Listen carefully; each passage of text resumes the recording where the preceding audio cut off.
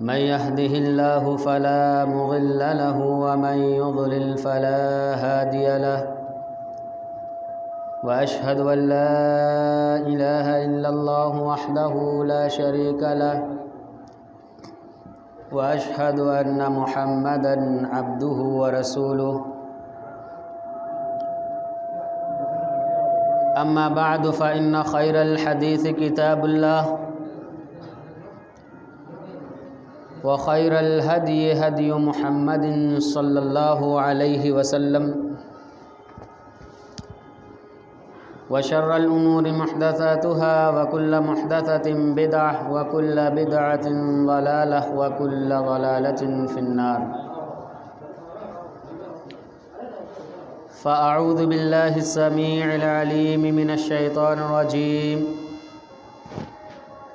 بسم الله الرحمن الرحيم.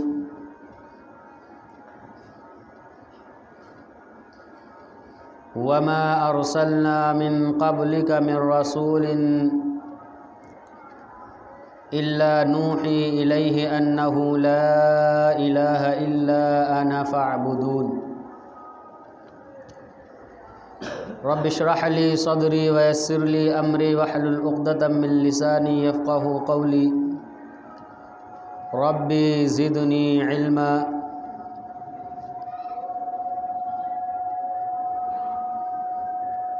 سامعین،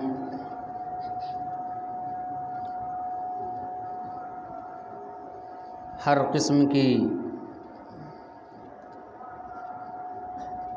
مدح و ستائش کبریائی عظمت و بڑائی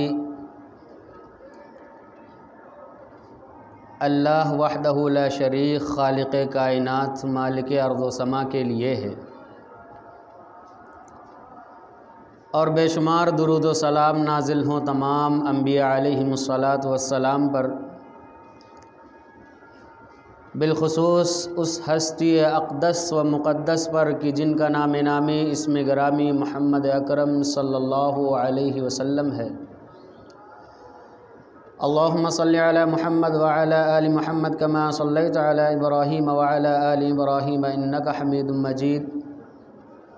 اللہم بارک علی محمد وعلی آل محمد کما بارکت علی ابراہیم وعلی آل ابراہیم انک حمید مجید۔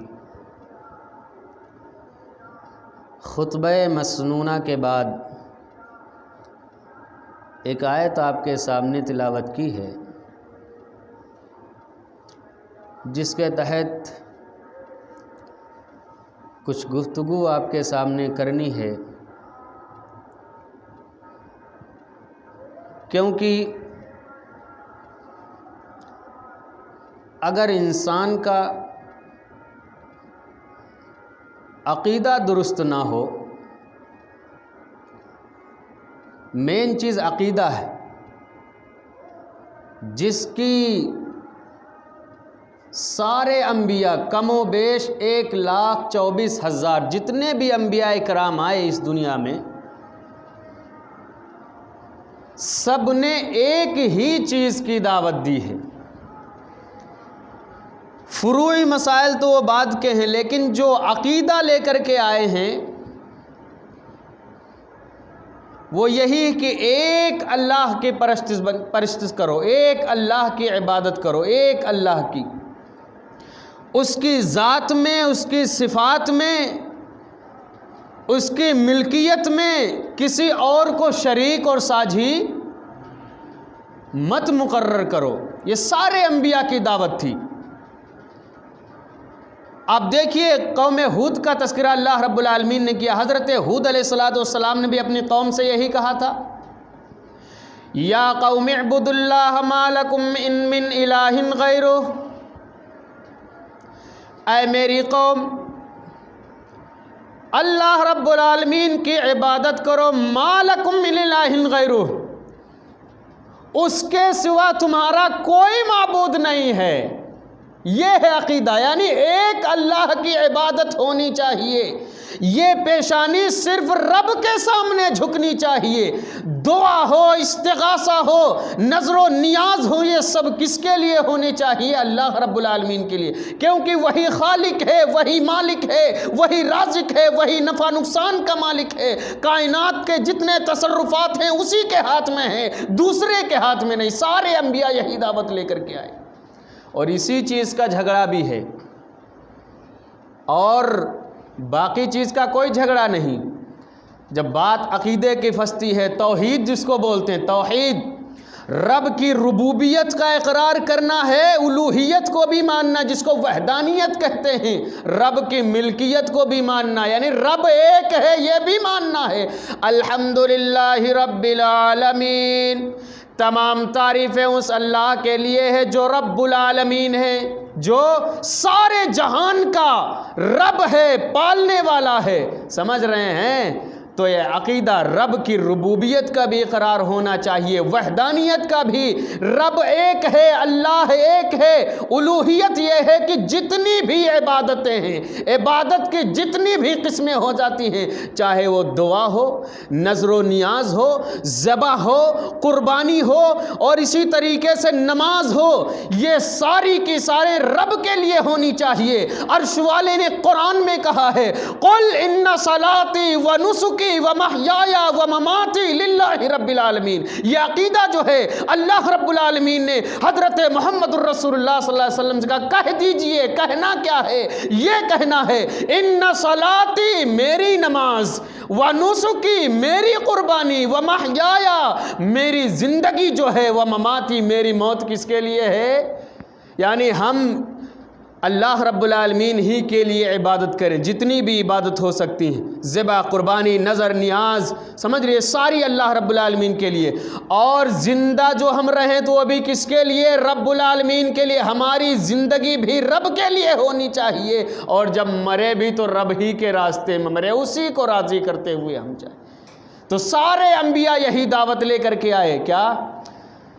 وَمَا أَرْسَلْنَا مِن قَبْلِكَ مِن رَّسُولٍ إِلَّا نُوحِي إِلَيْهِ، ہم نے آپ سے پہلے جتنے پیغمبر بھیجے ہیں، یہی تو ہے، وَمَا أَرْسَلْنَا مِن قَبْلِكَ مِن رَّسُولٍ، ہم نے آپ سے پہلے، یعنی محمد رسول اللہ صلی اللہ علیہ وسلم سے کہا جا رہا ہے، ہم نے آپ سے پہلے جتنے بھی رسول بھیجے ہیں، جتنے پیغمبر، جتنے قاصد ہم نے بھیجے ہیں، سب کی طرف ہم نے کیا وحی کی تھی؟ کیا وحی کی تھی؟ کیا؟ انا فاعبدون، کی میری ہی پرستش کرنا، اللہ کے سوا کوئی معبود نہیں، میری ہی عبادت کرنا۔ یہ ہم نے لوگوں سے جو ہے تمام پیغمبروں کو دیا تھا کہ یہی چیز کا جو ہے لوگوں کے بیچ میں اعلان کرنا۔ حضرت ہود علیہ السلام نے اپنی قوم سے کہا، یا قوم اعبدوا اللہ ما لکم من الہ غیرہ۔ حضرت نوح علیہ السلام نے بھی اپنی قوم سے یہی کہا، اعبدوا اللہ ما لکم من الہ غیرہ۔ سب نے جتنے پیغمبر آئے، یہاں تک کہ دیکھیے توحید اگر سمجھنی ہے تو حضرت ابراہیم علیہ السلام کی زندگی سے سمجھیے، انہوں نے رب کو کس طریقے سے جانا ہے، کس طریقے سے پہچانا ہے، سمجھ رہے ہیں؟ کس طریقے سے، اور پھر کیا مشقتیں آئی ہیں، کتنی مشقت۔ جیسے ہی توحید کی دعوت انہوں نے دی، سارے دشمن ہو گئے، ہوئے تھے کہ نہیں؟ گھر والے بھی دشمن، گاؤں والے بھی دشمن، یہاں تک کہ آگ میں بھی حضرت ابراہیم علیہ السلام کو اسی بنیاد پر پھینکا گیا تھا۔ مناظرہ ہوا تھا کس بات پر؟ توحید رب کے بارے میں، کہ رب ہے کون، کون ہے رب، ہے نا؟ لوگوں نے دلیل، تیسرا پارہ پڑھیے اور دوسرا صفحہ کھولیے، دیکھیے اللہ رب العالمین نے کیا کہا ہے، الم تر الی الذی حاج ابراہیم فی ربہ۔ حضرت ابراہیم علیہ السلام کے مناظرے کو جب نمرود سے ہوا تھا، اس کا تذکرہ اللہ رب العالمین نے کیا کہ دیکھیے حضرت ابراہیم علیہ السلام کے مناظرے کو، ہے نا؟ اس نے کیا کہا تھا جب حضرت ابراہیم علیہ السلام نے پوچھا تھا کہ رب وہ ہے جو زندہ کرتا ہے، مارتا ہے، یہی تو اس نے کہا میں بھی تو زندہ کر سکتا ہوں، میں بھی مارتا ہوں، ایک کو بلایا مروا دیا, دوسرے کو آزاد کر کہا دیکھو میں بھی یہ کام کر سکتا ہوں. تب حضرت ابراہیم علیہ السلام نے کہا تھا کہ میرا رب, میرا اللہ وہ ہے جو سورج کو مشرق سے نکالتا ہے مغرب میں ڈبوتا ہے. فاتی بہا من المغرب, اگر تو رب ہے, تو خدا ہے, تو جو ہے اپنے آپ کو معبود سمجھتا ہے تو پھر سورج کو پچھم سے نکال کے دکھا دے. فبہت الذی کفر واللہ لا یہدی القوم الظالمین, ہے نا, وہیں پر وہ ہکا بکا بوچکا رہ گیا. اور جو ہے اللہ رب العالمین کا واللہ لا یہدی القوم الظالمین, اللہ ظالموں کو ہدایت نہیں دیتا ہے نا. حضرت ابراہیم علیہ السلام نے جب یہ چیز کہی بھوچکا ہوئے. اور پھر وہ بھی حضرت ابراہیم علیہ السلام کا واقعہ, جب انہوں نے پہلے اپنے باپ سے کہا تھا کہ اے میرے بابا, یہ جو آپ بت بنائے ہوئے ہیں ان کو اپنے ہاتھ سے تراشتے ہو, پھر انہی کی پرستش کرتے ہو, انہی کے سامنے چڑھاوا چڑھاتے ہو, ہے نا, یہ ساری چیزیں حضرت ابراہیم علیہ السلام نے اپنے باپ سے کہتی, یہ سب کیا ہے؟ لا تعبد الشیطان, شیطان کی پرستش مت کریے, اعبد اللہ, اللہ کی عبادت کیجیے, الرحمن کی عبادت کیجیے. ارے ان کی کیوں عبادت کرتے ہو؟ جو نہ بولتے ہیں نہ سنتے ہیں, نفع نقصان کے مالک بھی نہیں ہیں, کچھ نہیں کر سکتے ہیں, آپ ایسوں کی پرستش کر رہے ہیں. ایک رب کی عبادت کیجیے جو نفع نقصان کا مالک ہے. سمجھ رہے ہیں؟ عقیدہ سمجھ لیجئے گا, عقیدہ کیا ہے سمجھ رہے ہیں؟ ایک اللہ کی عبادت کی جتنی بھی قسمیں بن سکتی ہیں, جس کو ہم عبادت کہیں وہ سب کس کے لیے ہونی چاہیے؟ اللہ رب العالمین کے لیے. یہی سب سے اہم ہے, اور اسی کے بارے میں قبر میں سوال بھی ہوگا. یہ نماز, روزے, صدقات, خیرات, حج, یہ سب بات کے ہوں گے, یہ بات کے مسئلے ہیں, لیکن سب سے پہلے قبر کے اندر جو سوال کیا جائے گا, من رب کا, تمہارا رب کون ہے؟ تم نے رب کو جانا کس طریقے سے ہے؟ رب کی ربوبیت کا اقرار کس طریقے سے کیا ہے؟ بندے نے کس طریقے سے اقرار کیا ہے؟ آمنت باللہ ثم استقم, رب جب ایمان لے آئے ہے تو آپ جو ہے اپنے دل کو ڈگمگا مت, بلکہ اسی پر ڈٹ جا. یہی ہے جو ہے, یہی ہے عقیدہ توحید. اسی چیز کا نام ہے رب کو پہچاننا, رب کی ربوبیت کو جاننا, ہے نا. صحابہ کرام کی زندگی کا آپ مطالعہ کر جائیے.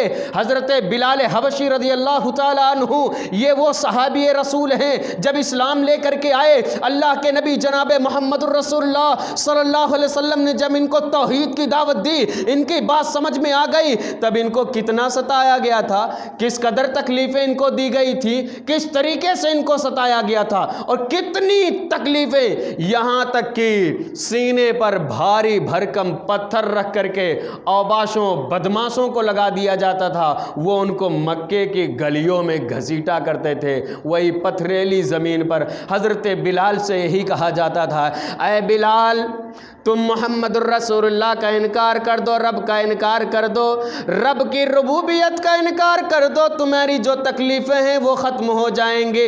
لیکن حضرت بلال نے کہا یہ ایک جان ہے, اگر اس سے علاوہ بھی اور کئی جانیں ہوتی تو میں رب العالمین کے راستے میں اپنی جانوں کو قربان کر دیتا.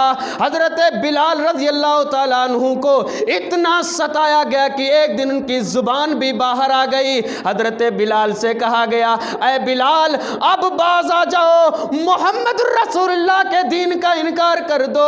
کہا نہیں ہو سکتا ہے, نہیں ہو سکتا ہے. ان کی زبان سے اللہ احد, احد احد کے یہی الفاظ نکلتے رہے, یعنی اللہ ایک ہے, اللہ ایک ہے, اللہ ایک ہے. اور یہ عقیدہ ہم کو صحابی رسول بھی دے کر کے گئے ہیں کہ اگر رب کی توحید میں جتنی بھی مشکلیں آئیں, جتنی بھی تکلیفیں آئیں, جتنی پریشانیاں آئیں, تمہیں برداشت کرنی ہے, صبر کرنی ہے. یہی تو اللہ رب العالمین نے کہا ہے, جو انسان رب کے راستے میں ڈٹ جائے, مصیبتوں کو جھیل لے, پریشانیوں کو برداشت کر لے, تو اللہ رب العالمین جو ہے اس کو مکمل پورا بغیر حساب و کتاب کے اجر عطا کریں گے. اتنا حساب و کتاب, بغیر حساب کتاب کے اللہ رب العالمین سے اجر دیں گے, اور اس کا داخلہ جنت کے اندر ہو جائے گا. کون؟ جو توحید پرست ہوگا. اگر ہم نمازیں پڑھیں, روزہ رکھیں, لیکن ہماری زندگی میں شرک موجود ہو, توحید نہ ہو, تو سمجھ لیجئے آپ کی وہ عبادت قبول نہیں ہے، وہ کوئی عبادت آپ کی قبول نہیں۔ اسی لیے حضرت لقمان علیہ السلام اپنے بیٹے کو یہ بھی نصیحت کیا کرتے تھے، کیا؟ یا بنی لا تشرک باللہ ان الشرک لظلم عظیم، میرے بیٹے میں تجھے نصیحت کر رہا ہوں کہ اللہ رب العالمین کی ذات و صفات میں اوروں کو شریک مت کرنا۔ کیوں؟ اس لیے کہ ان الشرک لظلم عظیم، شرک بہت بڑا ظلم ہے، یہ اتنا بڑا ظلم ہے، اتنا بڑا ظلم ہے۔ مجھے ایک حدیث یاد آئی، اللہ کے نبی جناب محمد رسول اللہ صلی اللہ علیہ وسلم بیان کرتے ہیں کہ اللہ تبارک و تعالیٰ فرماتے ہیں، اے ابن آدم انک لو لقیتنی بقراب الارض خطایا ثم لقیتنی لا تشرک بی شیئا لاتیتک بہا مغفرہ۔ اللہ کے نبی فرماتے ہیں صلی اللہ علیہ وسلم کہ اللہ تبارک و تعالیٰ کہتا ہے، اے ابن آدم اگر تو قیامت کے دن مجھے زمین اور آسمان کے برابر بھی گناہ لے کر کے آئے، زمین اور آسمان کے برابر بھی اگر تو گناہ لے کر کے آئے، اس حال میں مجھ سے ملے کہ اتنے گناہ تیرے پاس ہیں، اتنی غلطیاں ہیں تیری، لیکن تو نے شرک نہیں کیا ہے، رب کی ذات میں، رب کی صفات میں اوروں کو شریک نہیں کیا ہے، اللہ کو اللہ سمجھا ہے، یہ پیشانی اسی کے سامنے ٹیکی ہے، تو غلطیاں میں معاف کر دوں گا، لَأَتَيْتُكَ بِهَا مَغْفِرَةً، تو میں مغفرت لے کر کے آؤں گا، بخشش لے کر کے آؤں گا، میں تیری ساری غلطیوں کو معاف کر دوں گا۔ یہی بات تو عرش والے نے بھی قرآن میں کہی ہے، إِنَّ اللَّهَ لَا يَغْفِرُ أَن يُشْرَكَ بِهِ وَيَغْفِرُ مَا دُونَ ذَلِكَ لِمَن يَشَاءُ۔ یہ اللہ رب العالمین، ان اللہ لا یغفر ان یشرک بہ، کہ اللہ تبارک و تعالی، بے شک اللہ تبارک و تعالی شرک کو معاف نہیں کرے گا، یہ ہرگز برداشت نہیں۔ آپ مثال کے طور پر سمجھیے، کہ آپ کی بیوی آپ سے کہے کہ آپ بھی میرے شوہر ہیں یا آپ ہی میرے شوہر ہیں، دونوں میں زمین آسمان کا انتر ہے کہ نہیں ہے؟ آپ بھی میرے شوہر ہیں تو اس کا مطلب کوئی اور بھی شوہر ہے، تو آپ کو اچھا لگے گا؟ نہ، آپ بولیے اچھا لگے گا؟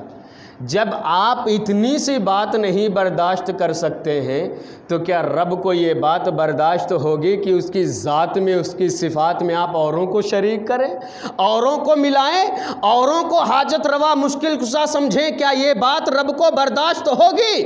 اسی لیے کہا ہے ان اللہ لا یغفر ان یشرک بہ، اللہ تبارک و تعالی اس بات کو کبھی نہیں معاف کرے گا، کبھی بھی معاف نہیں کرے گا کہ اس کی ذات و صفات میں شرک کیا جائے، ہے نا؟ یعنی قیامت کے دن آدمی جب آئے گا، اگر اس نے شرک کیا ہوگا تو اللہ تبارک و تعالیٰ اس کے شرک کو معاف نہیں کرے گا، اس کو جہنم کے اندر پھینک دے گا۔ لیکن اس کے علاوہ اگر اس نے شرک نہیں کیا ہے، اللہ کی ذات و صفات میں اوروں کو شریک نہیں کیا ہے، تو پھر اس کی مغفرت ہو سکتی ہے، یا عرش والے کے ہاتھ میں، رب کے ہاتھ میں۔ رب چاہے گا وَيَغْفِرُ مَا دُونَ ذَلِكَ لِمَن يَشَاءُ، اس کے سوا جو غلطیاں ہیں رب تعالیٰ ان کو معاف کر سکتا ہے۔ پتہ یہ چلا کہ شرک ہماری زندگی میں ہے، عقیدے میں بگاڑ ہے، تو پھر سمجھ لیجئے نہ تو ہماری نمازیں قبول ہوں گی، نہ روزے صدقات و خیرات قبول ہوں گے۔ اسی لیے جتنے بھی پیغمبر آئے ہیں وہ عقیدے کی اصلاح کے لیے آئے ہیں، ایک اللہ کی۔ جتنے آپ قرآن پڑھتے جائیے،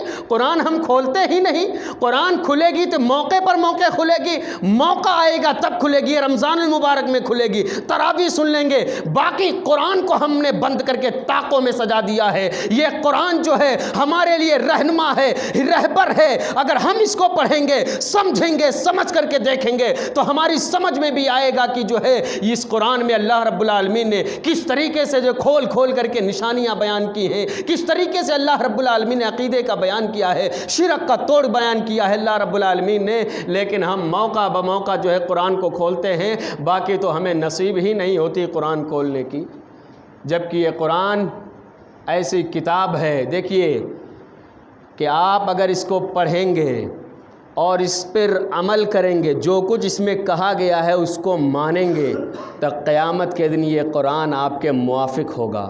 لیکن اگر آپ اس کو پڑھتے ہیں، سمجھتے نہیں ہیں، اس پر عمل نہیں کرتے، صرف پڑھ ہی رہے ہیں، سمجھ رہے ہیں، پڑھ رہے ہیں بس یوں ہی، ہمیں سمجھ میں نہیں آ رہا کہ کیا اللہ رب العالمین نے کہا، تو کیا فائدہ اس کے پڑھنے سے؟ بھائی ہم نماز میں کیا پڑھ رہے ہیں؟ ہے نا، اللہم اغفر لی ورحمنی واہدنی وعافنی ورزقنی. جب ہم نماز جانیں گے نہیں، اس کا ترجمہ ہی نہیں جانتے، تو کیا ہم کہیں گے رب سے ہم کیا مانگ رہے ہیں، کیا کہہ رہے ہیں؟ سمجھ رہے ہیں؟ اس لیے بہت مین جو چیزیں ہیں، قرآن کو پڑھیے تو سمجھ کر کے پڑھیے کہ عرش والے نے کیا بیان کیا ہے. اور یہ قرآن سب سمجھ سکتے ہیں، یہ نہیں کہ صرف ہم ہی سمجھ سکتے ہیں. اللہ نے خود کہا ہے وَلَقَدْ يَسَّرْنَا الْقُرْآنَ لِلذِّكْرِ فَهَلْ مِن مُدَّكِرٍ. یہ عرش والے نے بار بار اس صورت میں تذکرہ کیا وَلَقَدْ يَسَّرْنَا الْقُرْآنَ لِلذِّكْرِ فَهَلْ مِن مُدَّكِرٍ. تحقیق کہ ہم نے اس قرآن کو نصیحت کے لیے آسان کر دیا ہے. فَهَلْ مِن مُدَّكِرٍ تو کون ہے کوئی اس سے نصیحت حاصل کرنے والا؟ یہ جو واقعات اللہ رب العالمین نے بیان کیے ہیں، جو ہے نشانیاں اللہ رب العالمین نے بیان کی ہیں، اسی لیے بیان کی ہیں کہ آدمی جو ہے ان سے نصیحت حاصل کرے. یہ تو لوگوں کو بیوقوف بنانے کے لیے کہا جاتا ہے کہ صرف مولوی لوگ قرآن سمجھیں. ہم نہیں سمجھ، سب سمجھ سکتے ہیں، ہے نا، لیکن جو ہے اس کو پڑھنا پڑے گا، سمجھنا پڑے، سیکھنا پڑے گا، اپنے بچوں کو بھی سکھانا پڑے گا، ہے نا، ان کو بھی دینی تربیت دینی ہوگی. ایسا نہیں کہ ہم تو صاحب نماز پڑھ رہے ہیں، ہمارا عقیدہ صحیح ہے، لیکن ہم نے اپنے بچے کی تربیت نہیں کی ہے، تب بھی ہم مجرم ہوں گے. تب بھی رب کے یہاں جو ہے یہی ہماری اولاد، جس کو آج ہم بڑی لاڈ و پیار سے جو ہے پال پوس رہے ہیں نا، اس کے لیے جو ہے نہ رات دیکھتے ہیں، نہ دن دیکھتے، نہ سردی دیکھتے، نہ گرمی دیکھتے ہیں، ہے نا، برابر جو ہے محنت کر رہے ہیں کہ تاکہ ہماری اولاد بھوکی نہ رہے، اچھے سے اچھا لباس پہنے ہماری اولاد. یہی اولاد اگر آپ نے دنیا کی زندگی میں اس کو صحیح عقیدے کی رہنمائی نہیں کی ہے، آپ نے جو نماز روزے کی تلقین نہیں کی ہے، آپ نے دینی تربیت نہیں دی ہے، قرآنی تعلیم نہیں دی ہے، اسلام کی باتیں اس کو نہیں بتلائی ہیں، تو قیامت کے دن آپ مجرم ہوں گے اس حدیث کے مطابق جس میں امام کائنات حضرت محمد الرسول اللہ صلی اللہ علیہ وسلم نے تذکرہ. لمبی روایت ہے، ابن عمر رضی اللہ تعالیٰ عنہ راوی ہیں. میں ایک چیز بتلاؤں گا اس میں کہ الا کلکم راع وکلکم مسئول عن رعیتہ. جو جس کے ماتحت ہیں وہ سب کے سب جو ہے ذمہ دار ہیں کہ جتنے لوگ ہمارے ماتحت ہیں ہم ان کو جو ہے صحیح تربیت دیں، ان کو صحیح چیز بتلائیں، دین کی صحیح تربیت دیں، اچھی باتیں بتلائیں. اگر ہم نے ایسا نہیں کیا تو مسئول عن رعیتہ، ان کے بارے میں ہم سے سوال کیا جائے گا. ہم اپنے بیٹوں کے ذمہ دار ہیں، اپنی بیوی کے ذمہ دار ہیں. اگر ہم نے اپنی بیوی کو نہیں بتلایا ہے، ہم نے اپنے بیٹوں بیٹیوں کو اچھی تلقین نہیں کی ہے، تو پھر یہ بیٹے قیامت کے دن ہمارے لیے مصیبت بن جائیں گے. اسی لیے اس سے اگر بچنا ہے تو اپنے بیٹوں کو اچھی تربیت دیجیے، قرآن کی تربیت سکھلائیے قرآن. خیر، میں بتلا رہا تھا کہ جتنے بھی پیغمبر آئے ہیں سب یہی لے کر کے آئے کہ ایک اللہ کی عبادت کرنا. حضرت ابراہیم علیہ السلام کے بارے میں گفتگو ہو رہی تھی کہ دیکھیے کس طریقے سے ابراہیم علیہ السلام نے اپنے بابا کو سمجھایا، لیکن بابا کیا کہہ رہے ہیں؟ اے ابراہیم، اگر تو باز نہیں آیا اپنی دعوت سے تو میں تجھے پتھروں سے مار مار کر سنگسار کر دوں گا. نکل جا یہاں سے، میرے گھر سے نکل جا میرے گھر سے. حضرت ابراہیم علیہ السلام اس کے لیے بھی تیار ہو گئے. یہ واقعہ یہ بتلاتا ہے کہ اگر رب کی توحید کی خاطر گھر بار بھی چھوڑنا پڑ جائے، بیوی بچے بھی چھوڑنے پڑ جائیں، ماں باپ کو بھی اگر چھوڑنا پڑ جائے تو چھوڑا جا سکتا ہے. حضرت ابراہیم علیہ السلام نے اپنے باپ کو چھوڑ دیا تھا، اپنے گھر کو، اپنے وطن کو بھی چھوڑ دیا تھا، حجت تمام کر کے اپنے باپ کو بھی سمجھا دیا، قوم والوں کو بھی سمجھا دیا تھا. جب نہیں سمجھ میں آئی تو حضرت ابراہیم علیہ السلام نے وہ شہر ہی چھوڑ دیا، دوسرے شہر چلے گئے. یہ واقعہ بتلاتا ہے کہ اگر رب کی توحید کی خاطر کبھی یہ مسئلہ آ جائے کہ ہمیں اپنے گھر والوں کو چھوڑنا پڑے تو چھوڑا جا سکتا ہے. سمجھ رہے ہیں؟ چھوڑا جا سکتا ہے، رب کی خاطر ہو، ہمارے دل میں کچھ اور نہ چھپا ہوا ہو. سمجھ رہے ہیں؟ تو جتنے پیغمبر آئے یہی دیکھیے. دوسری جگہ اللہ رب العالمین نے بیان کیا ہے وَلَقَدْ بَعَثْنَا فِي كُلِّ أُمَّةٍ رَسُولًا أَنِ اعْبُدُوا اللَّهَ. تحقیق کہ ہم نے ہر امت میں ایک رسول بھیجا. وَلَقَدْ بَعَثْنَا فِي كُلِّ أُمَّةٍ رَسُولًا. تحقیق کہ ہم نے ہر امت میں ایک رسول بھیجا. ایک رسول آیا ضرور ہے ہر امت میں، ہے نا. کیوں آیا ہے؟ کیا چیز لے کر کے آیا ہے؟ ان اعبدوا اللہ، کہ اللہ کی عبادت کرو، اللہ کے پرستار بن جاؤ، وَاجْتَنِبُوا الطَّاغُوتَ، اور غیر اللہ کو چھوڑ دو، غیر اللہ کو یعنی اللہ کے سوا جتنے بھی ہیں سب کو چھوڑ کر کے ایک اللہ کے پرستار بن جاؤ۔ یہی تو کلمے کا معنی ہے، لا الہ الا اللہ، ہے نا۔ یہ اسلام کی بنیادوں میں سے سب سے پہلی بنیاد توحید ہے۔ دیکھیے حضرت عمر بن خطاب رضی اللہ تعالیٰ عنہ راوی ہیں اس کے، کہتے ہیں کہ بنی الاسلام علی خمس شہادت اللہ الہ الا اللہ وان محمد رسول اللہ۔ اللہ کے رسول صلی اللہ علیہ وسلم نے فرمایا کہ اسلام کی بنیاد 5 چیزوں پر ہے، 5 چیز۔ سب سے پہلے توحید کی گواہی دینا، کیا؟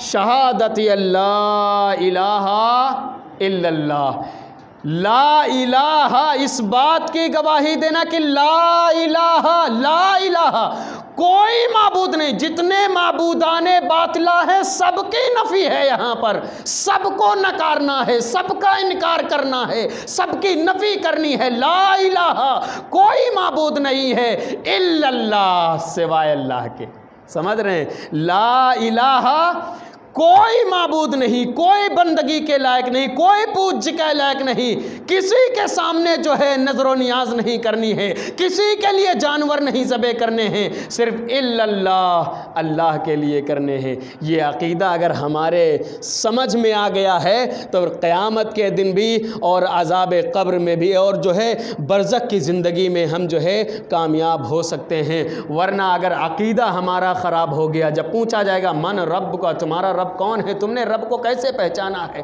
کیسے جانا ہے، تمہارا کیا عقیدہ ہے رب کے بارے میں، یہی کہو کہ میں نہیں جانتا، میں نہیں جانتا۔ اگر آپ نے عقیدہ سیکھا ہوگا تو ایٹومیٹک آپ جواب دیں گے بھائی میرا رب تو وہی اللہ ہے، ہم نے اسی کو سجدے کیے ہیں، اسی سے ہم نے استغاثہ کیا ہے، اور دوسرا جواب نہیں آ سکتا۔ لیکن اگر آپ نے پوری زندگی شرک میں گزار دی ہے تو پھر آپ کو وہاں جواب نہیں بن پڑے۔ کتنے بھی آپ جو ہے عربی رٹ کر کے جواب رٹ کر کے چلے جائیں، وہاں عربی نہیں آنی، وہاں تو وہ درے چلیں گے، فرشتوں کے درے، وہاں طبیعت صحیح ہو جائے گی، ایسے درے چلیں گے وہاں پر۔ تو وَلَقَدْ بَعَثْنَا فِي كُلِّ أُمَّةٍ رَسُولًا، ہم نے ہر امت میں رسول بھیجے ہیں، أَنِ اعْبُدُوا اللَّهَ، کہ ایک اللہ کی عبادت کرو، وَاجْتَنِبُوا الطَّاغُوتَ، غیر اللہ سے اپنے آپ کو بچا لو۔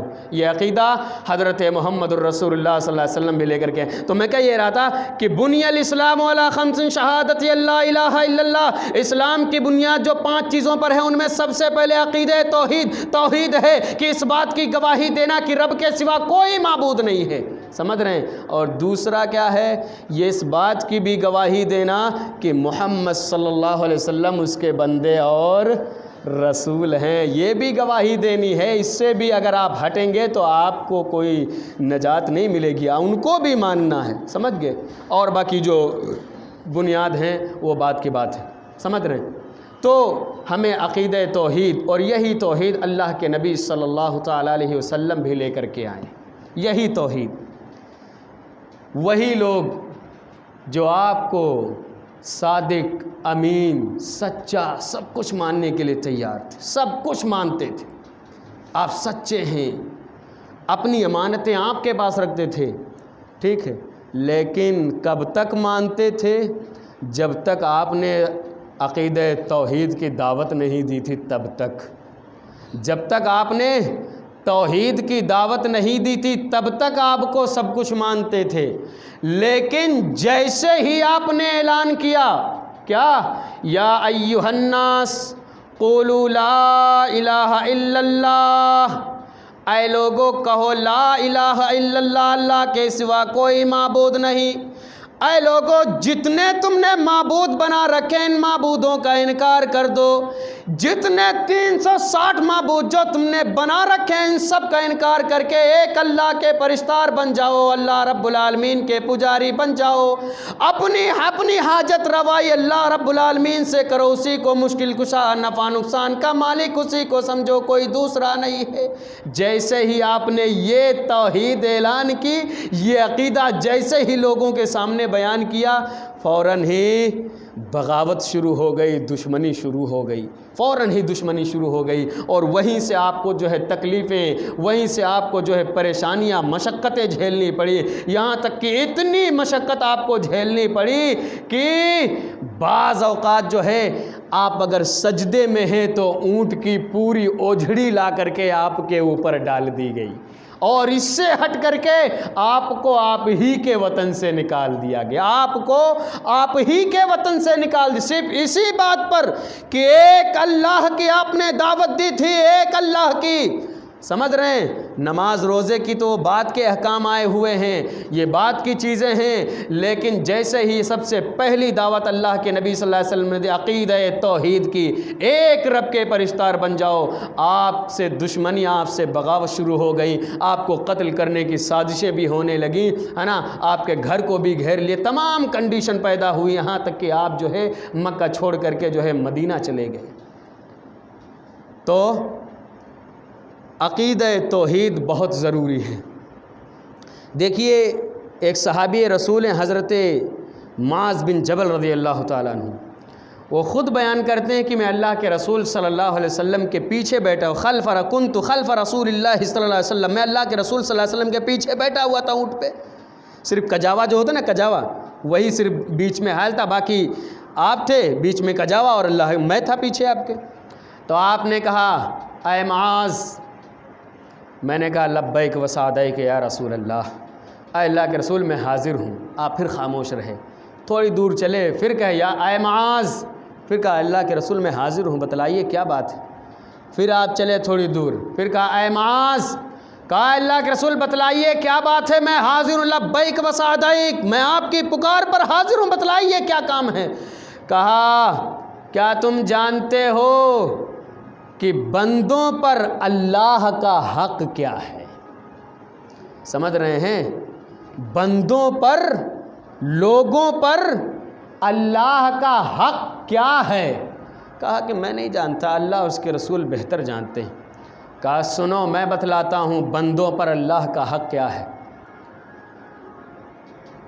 حق اللہ علی العباد ان یعبدوہ ولا یشرکوا بہ، یہ حق جو ہے اللہ کے نبی صلی اللہ علیہ وسلم نے بتلایا کہ رب کا حق، اللہ کا حق بندوں پر یہ ہے کہ بندے صرف اسی کی عبادت کریں اور اس کی ذات اور صفات میں دوسروں کو شریک اور ساجھی مقرر نہ کریں، یہ حق ہے کس کا؟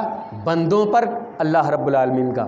پھر کہا کہ سنو کیا تم جانتے ہو کہ اب جو ہے اللہ پر بندوں کا کیا حق ہے؟ سمجھ گئے؟ دونوں چیزیں ہیں بھائی، ان تنصر اللہ ینصرکم، ان تنصر اللہ، اگر تم اللہ کے دین کی مدد کرو گے، اللہ کی مدد کرو گے، اللہ کسی کی مدد کا محتاج نہیں، مطلب یہ ہے کہ اللہ نے جو شریعت مطہرہ اتاری ہے اس شریعت پر پابندی سے ڈٹے رہو گے، سمجھ رہے؟ ڈٹے رہو گے اس شریعت مطہرہ پر پابندی سے، تو یہ تو رب کی مدد ہوگی نا۔ تو جب تم ایسا کرو گے تب رب العالمین تمہاری مدد کرے۔ ان تنصر اللہ ینصرکم، اگر جب تم اللہ کی، ان حرف شرط، اگر تم اللہ کی مدد کرو گے، ینصرکم تو اللہ رب العالمین تمہاری مدد کرے گا، وَيُثَبِّتْ أَقْدَامَكُمْ، اور دشمنوں کے مقابلے میں تمہارے قدموں کو مضبوط کر دے گا۔ سیم اسی طریقے سے جس طریقے سے اسلامی پہلی جنگ بدر کے اندر مسلمانوں کے قدموں کو اللہ رب العالمین نے جمع دیا تھا، لشکر کتنا تھا، لوگ کتنے تھے، مسلمان کتنے تھے، 313 تھے، اور جو ہے دشمنوں کا لشکر جو ہے 1000 تک کا لشکر، ساری چیزیں اس کے پاس موجود تھیں، ہے نا۔ یہ لوگ جو ہے مسلمان جو تھے عقیدہ توحید پر پکے، اللہ کی ذات پر بھروسہ کرنے والے، اسی لیے تو اللہ نے قرآن میں تذکرہ کیا ہے، انما المؤمنون الذین اذا ذکر اللہ وجلت قلوبہم، مومنوں کی صفت یہ اللہ رب رب العالمین نے بتلائی ہے کہ جب رب کا نام لیا جاتا ہے، رب کا ذکر آتا ہے تو ان کے دل کانپ جایا کرتے ہیں۔ وَإِذَا تُلِيَتْ عَلَيْهِمْ آيَاتُهُ زَادَتْهُمْ إِيمَانًا، اور جب قرآن کی آیتیں، جب اس کی آیتیں پڑھ کر کے سنائی جاتی ہیں تو اس کے ایمان میں اضافہ ہوتا ہے۔ وَعَلَىٰ رَبِّهِمْ يَتَوَكَّلُونَ، اور یہی لوگ اپنے رب پر بھروسہ بھی کرتے ہیں۔ اسی بھروسے پر جو ہے وہ لوگ نکل آئے تھے کہ انشاءاللہ مدد ضرور کی جائے گی۔ اور اسی موقع پر امام کائنات علیہ السلام یاد کر دیکھ لیجئے، نبیوں کے امام ہیں، اماموں کے امام ہیں۔ آج ہم نے کس کو امام بنایا؟ اماموں کے امام حضرت محمد الرسول اللہ صلی اللہ علیہ وسلم میدان بدر میں اپنی پیشانی کو ٹیکتے ہیں، سجدے پہ جاتے ہیں، عرش والے کو پکارتے ہیں، الہ العالمین یہ چھوٹی سی جماعت تیرے راستے میں جو ہے نکل آئی ہے، اگر آج یہ جماعت ہلاک ہو گئی تو اے اللہ اس روئے زمین پر تیرا نام لینے والا کوئی نہیں ہوگا، ہے نا۔ حضرت ابو بکر صدیق رضی اللہ تعالیٰ عنہ آتے ہیں اور اللہ کے نبی صلی اللہ علیہ وسلم کے چادر کو اٹھاتے ہیں، آپ کے جو ہے بازوؤں پر ڈالتے ہیں، آپ کے بازو کو پکڑ کر کے اٹھاتے ہیں اور کہتے ہیں اے میرے حبیب، اے محمد صلی اللہ علیہ وسلم، اے نبی پاک صلی اللہ علیہ وسلم، اپنے سر کو اٹھائیے۔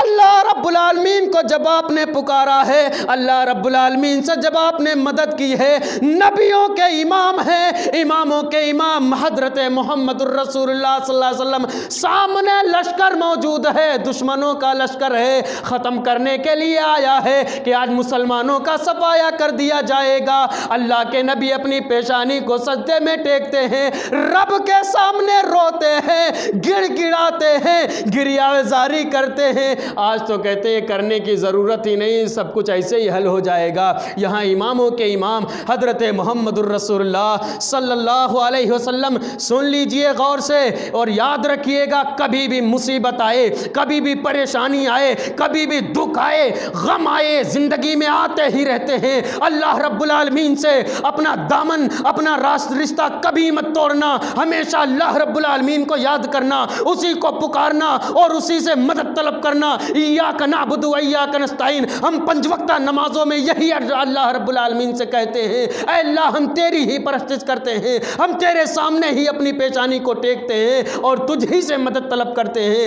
تو میں کہہ یہ رہا تھا کہ اماموں کے امام حضرت محمد الرسول اللہ صلی اللہ علیہ وسلم گریہ بیزاری کر رہے ہیں، رو رہے ہیں، گڑ گڑا رہے ہیں، کہہ رہے ہیں کہ مولا کریم اس جماعت کی مدد فرمانا، اگر آج یہ جماعت تباہ و برباد ہو گئی، ہلاک ہو گئی تو اس روئے زمین پر تیرا نام لینے والا کوئی نہ ہوگا۔ حضرت ابو بکر صدیق رضی اللہ تعالیٰ عنہ نے آپ کو پکڑا اور کہا اللہ کے رسول اپنے سر کو اٹھائیے، آپ کی دعا رائے گا نہیں جائے گی۔ فرشتے آئے تھے، آج بھی وحی تو نہیں آ سکتی ہے، وحی منقطع ہو گئی، وحی کا سلسلہ ختم، لیکن رب کی طرف سے مدد آج بھی آ سکتی ہے۔ آگ گلستہ ہمارے لیے بھی بن سکتی ہے، جس طریقے سے ابراہیم علیہ السلام کے لیے بن گئی تھی، جب ابراہیم کو آگ میں پھینکا گیا تھا، آگ گلستہ بن گئی تھی، گلزار بن گئی تھی، آج آگ ہمارے لیے بھی گلزار بن سکتی ہے۔ فرشتے آج بھی ہماری مدد کو آ سکتے ہیں، عرش والے کی مدد آئے گی، لیکن تبھی آئے گی جب ہمارا عقیدہ صحیح ہوگا، جب ہم توحید پر ہوں گے، جب ہم رب کے اصولوں کو مانیں گے، جب ہم مصطفیٰ کے فرمان کو مانیں گے۔ جب تک ہماری زندگی میں عقیدہ توحید نہیں آئے گی، رب نے جو کہا ہے وہ نہیں ہوگا، مصطفیٰ نے جو بتلایا ہے ہم وہ نہیں کریں گے، اس وقت تک رب کی مدد نہیں آ سکتی ہے۔ یوں ہی ذلیل و خوار ہوتے رہیں گے، یوں ہی ہم پر جو ہے مار پڑتی رہے گی، ہم یوں ہی رسوا ہوتے رہیں گے، مدد نہیں آ سکتی ہے۔ آج ہم نے قرآن کو بھی چھوڑ دیا ہے، مصطفیٰ کے فرمان کو بھی چھوڑ دیا ہے، اور ہم سوچتے ہیں کہ رب کی مدد آ جائے، ان ظالم حکومتوں سے ہم کو نجات مل جائے، نہیں مل سکتی ہے۔ ایک حدیث مجھے یاد آئی، اللہ کے نبی صلی اللہ علیہ وسلم نے فرمایا، اس میں 5 چیزوں کا تذکرہ ہے، ایک چیز میں بتلاتا ہوں۔ اللہ کے نبی صلی اللہ علیہ وسلم نے فرمایا کہ جب لوگ قرآن و سنت کو چھوڑ دیں گے، جب لوگ قرآن و سنت کے مخالف فیصلہ کرنے لگیں گے، اپنی منمانی جب لوگ کرنے لگیں گے، تو ایسے ہی وہی ظالم و جابر حکمراں مسلط کر دیے جائیں گے جو ان کے زمین و جائیداد کو بھی ضبط کر لیں گے، ان کے مال کو بھی ضبط کر لیں گے، ان کی عزتوں کو جو ہے ان کی عزتوں پر جو ہے کیچڑ اچھالیں گے، ان کو رسوائی کا جو ہے سبق دیں گے۔ آج وہی ماحول جو اللہ کے نبی جناب محمد الرسول اللہ صلی اللہ علیہ وسلم نے آج سے تقریباً 1400 سال پہلے بتلا دیا تھا، آج سیم ٹو سیم وہی ہو رہا ہے۔ کون ہے جو اپنے آپ کو محفوظ سمجھ رہا ہے؟ انا ہر ایک کو اپنی اپنی فکر لاحق ہے کہ ہماری عزت بچ جائے، ہماری بہن کی عزت بچ جائے، ہماری بیٹی کی عزت بچ جائے، ہماری بیوی کی عزت بچ جائے، لیکن آج ہماری عزتیں لٹتی جا رہی ہیں۔ وہ کیوں؟ اس لیے کہ عقیدہ توحید نہیں ہے، مصطفیٰ کے فرمان سے ہم نے اپنے آپ کو دور کر لیا ہے، قرآن سے اپنے آپ کو دور کر لیا ہے، رب کی مدد نہیں آ سکتی ہے۔ اس لیے یارو اگر رب کی مدد کا انتظار کرنا ہے، رب کی مدد مانگنی ہے تو آؤ اپنی زندگیوں میں جو بگاڑ ہے، جو عقیدے میں فساد ہے، اس فساد کو ترک کر کے مصطفیٰ کے فرمان کو بھی مان لو، عرش والے کے قرآن کو بھی مان لو، تب جا کر کے تمہاری مدد کی جائے گی، ورنہ چیختے رہو، چلاتے رہو، تمہاری فریاد نہیں سنی جائے گی۔ دیکھیے کس طریقے سے لوگوں نے جو ہے اللہ رب العالمین کو پکارا تھا تو مصیبت میں ان کی مصیبتیں ٹل گئی تھیں۔ بخاری کی روایت ہے، آپ پڑھتے جائیے، مطالعہ کرتے جائیے، یہ حدیثیں ہیں جو اللہ کے نبی صلی اللہ علیہ وسلم نے بیان کی ہیں،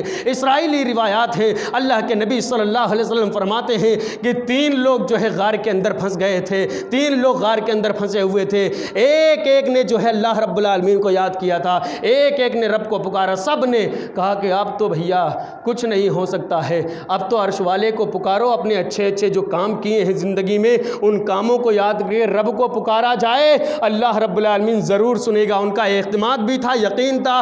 آج ہمارا بھروسہ ہی نہیں ہے، آج ہمارا ایک پہلی چیز ہے ہمارا بھروسہ ہی نہیں رب کی ذات پر، اگر مانگتے بھی ہیں پتہ نہیں رب ہماری سنے گا بھی نہیں سنے گا، یہی تو ہوتا ہے۔ وہ سنتا ہے، سب کی سنتا ہے، پکار کر کے تو دیکھو، پکاریے اس کو آپ دل میں، انہو علیم بذات الصدور واسروا قولکم واجہروا بہ، چاہے تم اپنی بات کا اظہار کرو یا اس کو چھپاؤ، وہ سب کچھ جانتا ہے۔ کیوں؟ انہو علیم بذات الصدور، اس لیے کہ وہ سینے کے رازوں کو جاننے والا ہے۔ تمہارے سینے میں کیا ہے، دل میں کیا، وہ سب جانتا ہے۔ سمجھ رہے ہیں؟ تو آئیے پکاریے اللہ رب العالمین کو۔ ان تینوں نے جو اپنے اچھے کام یاد کیے اور عرش والے کو پکارا، عرش والے نے ان تینوں کی مدد کی اور تینوں جو ہے مصیبت سے بچ گئے تھے۔ کیا ہماری پکار نہیں سن سکتا ہے؟ کیوں نہیں سن سکتا؟ حضرت یونس علیہ السلام نے اللہ رب العالمین کو مصیبت میں پکارا تھا، مچھلی کے پیٹ کے اندر، کیا ان کی فریاد نہیں سنی گئی تھی؟ قرآن میں آتا کہ اگر حضرت یونس علیہ السلام اپنی غلطی کا احساس نہ کرتے اور مجھے پکارتے نہیں، تم قیامت تک مچھلی کے پیٹ کے اندر ہی رہتے۔ پڑھیے قرآن میں ہے کہ نہیں ہے؟ للبث فی بطنہ، مچھلی کے پیٹ میں جو ہے قیامت کی صبح تک باقی رہتے حضرت یونس علیہ السلام۔ لیکن جب اپنی غلطی کا احساس ہوا اور اللہ رب العالمین کو یاد کیا اور جب مچھلی کے پیٹ سے، سمندر کے گہرائی سے، مچھلی کے پیٹ کے اندر سے حضرت یونس علیہ السلام نے عرش والے کو پکارا ہے، لا الہ الا انت سبحانک انی کنت من الظالمین، مولا کریم تیرے سوا کوئی معبود نہیں ہے۔ پہلے سارے معبودوں کا انکار کر دیا ہے، اے اللہ تیرے سوا کوئی معبود نہیں، تو ہر عیب سے تو پاک ہے، ظالم تو میں ہوں، مجھ سے غلطی ہوئی ہے۔ حضرت یونس علیہ السلام کی دعا قبول ہوئی، عرش والے نے سنی ان کی فریاد اور جو مچھلی کو حکم دیا، جاؤ حضرت یونس علیہ السلام کو ساحل پہ نکال کر کے آؤ، اگل کر کے آؤ۔ اگر قیامت تک جو ہے حضرت یونس علیہ السلام نہ رب کو پکارتے، اپنی غلطی کا احساس نہ کرتے، تو پھر قیامت تک مچھلی کے پیٹ میں ہی پڑے رہتے۔ آج ہمیں بھی اپنی غلطی کا احساس کرنا ہے، ہم غلطی پر غلطی کیے جا رہے ہیں اور پھر جنت کی امید لگائے بیٹھے ہوئے ہیں۔ ایک عربی شاعر نے کچھ ایسے ہی کہا ہے نا کہ ہم غلطی پر غلطی، نافرمانی پر نافرمانی کیے جا رہے ہیں اور پھر بھی امید لگائے ہوئے ہیں کہ ہمیں جنت مل جائے گی۔ ایسے جنت نہیں ملے گی۔ وہ بخاری کی حدیث یاد کیجئے، امام کائنات حضرت محمد الرسول اللہ صلی اللہ علیہ وسلم نے فرمایا، راوی ہیں حضرت ابو ہریرہ رضی اللہ تعالیٰ عنہ، وہ بیان کرتے ہیں کہ میری پوری امت جنت میں جائے گی۔ یہ فرمان ہے اللہ کے رسول صلی اللہ علیہ وسلم کا، کل امتی یدخلون الجنہ، میری پوری امت جنت کے اندر جائے گی، مگر جس نے انکار کر دیا ہے۔ صحابہ نے پوچھا، اللہ اللہ کے رسول انکار کس نے کیا ہے؟ کہا من اطاعنی دخل الجنہ ومن عصانی فقد ابا، جس نے میری فرما برداری کی، میری اطاعت کی، جو میں نے کہا ہے کیا ہے اس کو جس نے اختیار کیا ہے وہی جنت میں جائے گا، باقی اس کے علاوہ جو بھی کرے گا وہ سب کے سب انہوں نے انکار کیا ہے، وہ جنت میں نہیں جا سکتے ہیں۔ اسی لیے قرآن کو مان لیجئے، مصطفیٰ کے فرمان کو مان لیجئے، آپ کو کامیابی دنیا میں بھی آخرت میں بھی مل جائے گی۔ نہیں ملے گی؟ ملے گی، تبھی کامیابی ملے گی۔ آپ یوں ہی سوچیں ایسے نہیں مل سکتے، لیکن آج ہم آنے کو تیار ہی نہیں، اپنی غلطی ماننے کے لیے تیار ہی نہیں۔ غلطیاں ہو جائیں تو عرش والے سے معافی مانگیے، جس طریقے سے نبیوں کا شیوا رہا ہے انہوں نے بھی مدد مانگی ہے۔ خیر، ہم یہ کہہ رہے تھے کہ دیکھیں اماموں کے امام حضرت محمد الرسول اللہ صلی اللہ علیہ وسلم نے مصیبت میں کس کو یاد کیا ہے؟ کس کو یاد کیا ہے؟ اللہ کو یاد کیا ہے نا، تو کیا ہم نہیں یاد کر سکتے؟ ہمیں تو خوشی اور غمی سب میں یاد کرنا چاہیے کہ نہیں کرنا چاہیے؟ اللہ کے رسول صلی اللہ علیہ وسلم یاد کرتے تھے، مصیبت آئی تب بھی اللہ کو یاد کرتے تھے، ہر حال میں اللہ رب العالمین کا شکر ادا کرتے۔ آج ہم نہیں کر رہے ہیں، آج ہم بالکل قرآن و سنت کی مخالفت کرتے جا رہے ہیں، بالکل، چاہے ہم ہوں یا آپ ہوں۔ اور جب تک قرآن و سنت کو مانیں گے نہیں اس وقت تک جو ہے ہم کامیاب نہیں ہو سکتے ہیں۔ جگہ جگہ اللہ رب العالمین نے قرآن میں یہ چیز بیان کی ہے۔ دیکھیے ایک جگہ اللہ رب العالمین نے بیان کیا ہے کہ وَمَن يُطِعِ اللَّهَ وَالرَّسُولَ فَأُولَئِكَ مَعَ الَّذِينَ أَنْعَمَ اللَّهُ عَلَيْهِم مِّنَ النَّبِيِّينَ وَالصِّدِّيقِينَ وَالشُّهَدَاءِ وَالصَّالِحِينَ وَحَسُنَ أُولَئِكَ رَفِيقًا۔ آپ آئیے تو سیکھیے تو قرآن، پڑھیے تو قرآن، ہے نا؟ کیا فرمایا اللہ نے؟ وَمَن يُطِعِ اللَّهَ وَالرَّسُولَ، جو اللہ کی یعنی رب نے جو کہا ہے اسی طریقے سیم ٹو سیم، اس میں ذرہ برابر چینجنگ نہیں، گڑبڑی نہیں ہونی چاہیے، ویسے ہی جو عقیدہ بیان کیا ہے وہی عقیدہ ہمیں ماننا ہے، وہی عقیدے کو جو ہے اپنی زندگیوں میں نافذ کرنا ہے نا؟ تو جو اللہ اور اس کے رسول کی اطاعت و فرما برداری کرے تو قیامت کے دن کس کے ساتھ ہوگا؟ فَأُولَئِكَ مَعَ الَّذِينَ أَنْعَمَ اللَّهُ، تو ان لوگوں کے ساتھ ہوگا جن پر اللہ رب العالمین نے انعام کیا ہے۔ وہ کون ہیں؟ نبی ہیں، انبیاء، صدیقین ہیں، سچے لوگ، والصالحین، شہداء اور نیک اور صالح لوگ، یہی بہترین دوست ہیں، سمجھ رہے ہیں؟ یہی سب سے اچھے ساتھی ہیں۔ تو قیامت کے دن اگر آپ کو نبیوں کی، شہیدوں کی، صدیقین کی اور جو ہے ان کی رفاقت چاہیے تو پھر ہمیں کتاب اللہ اور سنت رسول صلی اللہ علیہ وسلم کو ماننا ہوگا۔ میں عقیدہ بتلا رہا تھا کہ نفع نقصان کا مالک کون ہے؟ اللہ، وہی ہے نفع نقصان، کوئی دوسرا نہیں ہے، کوئی دوسرا نہیں۔ آپ یہ بالکل مت سمجھیے کہ کوئی اور بھی نفع نقصان کا، صرف اللہ رب العالمین ہی ہے نفع نقصان کا مالک۔ قرآن پڑھتے جائیے، اللہ رب العالمین نے بیان کیا ایک جگہ کہ قُلْ أَفَرَأَيْتُمْ مَا تَدْعُونَ مِن دُونِ اللَّهِ، اللہ کو چھوڑ کر کے جن کو تم پکارتے ہو ان کے بارے میں تمہارا کیا خیال ہے؟ تم کیا خیال کرتے ہو ان کے بارے میں؟ اللہ کو چھوڑ کر کے جن کو تم پکارتے ہو کیا خیال کرتے ہو؟ کہ ان ارادنی اللہ بضر هل ہن کاشفات ضر، کہ اگر اللہ رب العالمین مجھے کوئی تکلیف پہنچانا چاہے، مجھے کوئی نقصان پہنچانا چاہے، حل ہن کاشفات ضر، تو کیا اس کے ضرر کو، اس کے نقصان کو کوئی روکنے والا ہے؟ کوئی روک سکتا ہے؟ کوئی نہیں روک سکتا۔ او ارادنی برحمت، اور اگر مجھے کسی رحمت سے اللہ نوازنا چاہتا ہے، حل ہن ممسکات رحمتہ، تو کیا ہے کوئی ایسی ذات، ہے ایسا کوئی شخص، ہے ایسی کوئی شخصیت جو اللہ رب العالمین کے رحمت کو روک لے؟ ہے کوئی نہیں۔ پھر اللہ رب العالمین نے کہلوایا اپنے نبی صلی اللہ علیہ وسلم، کیا؟ قل حسبی اللہ، اے محمد صلی اللہ علیہ وسلم آپ کہیے کہ میرے لیے اللہ ہی کافی ہے، میرے لیے اللہ ہی کافی ہے، اسی پر میں نے بھروسہ کیا، علیہ توکلت، اسی پر میرا بھروسہ ہے، میں نے اسی کی ذات پر بھروسہ۔ مومنوں کو بھی چاہیے، بھروسہ کرنے والوں کو بھی اسی پر بھروسہ کرنا چاہیے، وَعَلَيْهِ فَلْيَتَوَكَّلِ الْمُتَوَكِّلُونَ، اسی پر بھروسہ بھی کرنا چاہیے۔ تو عقیدے کی اصلاح بہت ضروری ہے۔